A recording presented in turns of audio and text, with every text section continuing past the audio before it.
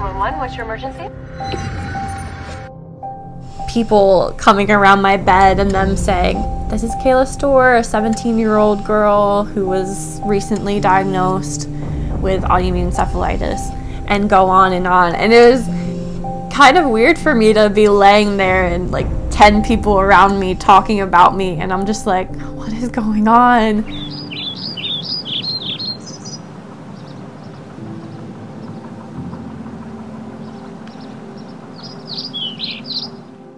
Hi, my name is Kayla. I'm 23 years old, and I was previously diagnosed with an autoimmune neurological condition. My life before was great. I was a good student, or at least I thought I was a good student. I was an active athlete. I played soccer, basketball, normal life, healthy, nothing concerning. I started noticing something was off after a basketball tournament. I started feeling sick, like I had the flu, and then I started getting very anxious and paranoid. I wasn't able to sleep at night. I would get up out of bed and just wander looking for things. My parents were very concerned because I wasn't making sense. Some of the things I was saying to them, for me, it just goes blank. I don't really remember a lot. I remember my parents taking me to the Children's Hospital in Philly, and I had an MRI.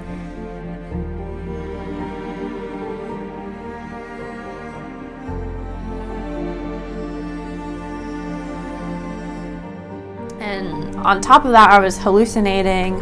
So when I got out of that state of mind, I was very confused and wanted to leave. I just kept saying, I want to go home.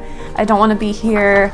They were coming in almost every hour. I remember my dad had to pin me down on the bed because I was so sick of them taking blood, and I just wanted to go home. I just kept saying, I want to leave.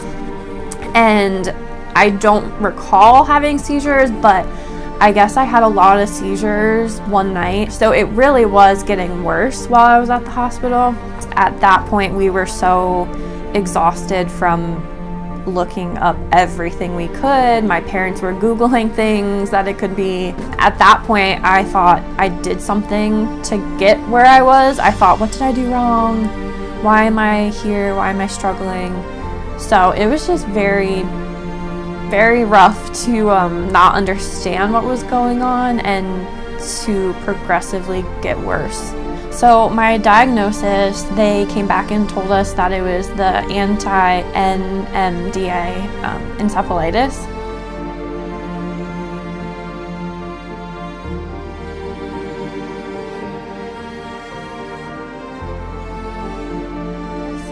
Which we had never heard of. My parents had to Google it to figure out what it was.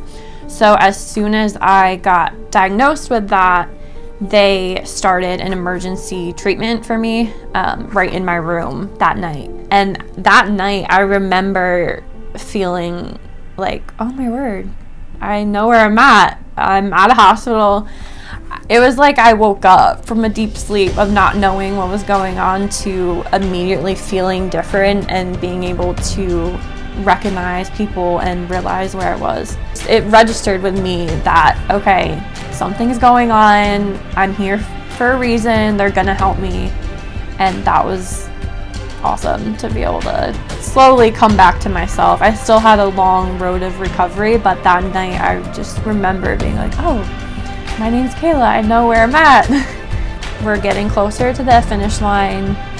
I just have to go through, you know, these treatments and doctor's appointments, and there's a light at the end of the tunnel, and our prayers will be answered that I'll be able to get back to, you know, what I was doing before. Yeah, so after my last appointment in 2019, I didn't realize it was my last appointment either. They said, you know, we're just gonna do, you know, the checkup. We're gonna see how you're doing, see how you're feeling, if your weight's good, because I did lose a lot of weight. And then they said, well, you look great. I don't think you need to come back. I think, you know, your time with us has come to an end.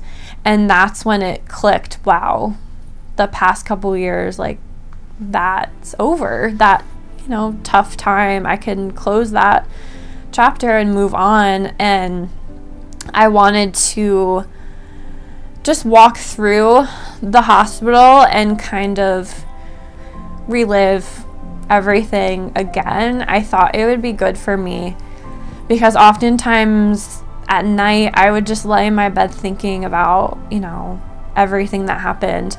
Coming out of it, I realized, let me use this struggle to help others and just share with them my experience.